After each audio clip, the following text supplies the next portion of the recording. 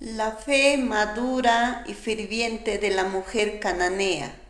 La mujer cananea, como bien sabemos, era una mujer que estaba firme en la fe. Esta mujer cananea fue rechazada por Jesús en 3 veces.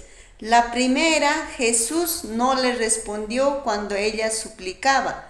La segunda, los discípulos decían, despídela a esa mujer que da voces tras de nosotras.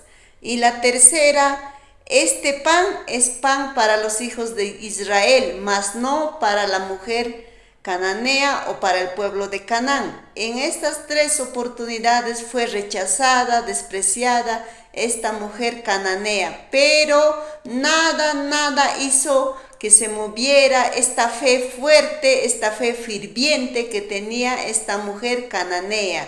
Bendiciones, hermanos, imitemos esta fe de la mujer cananea.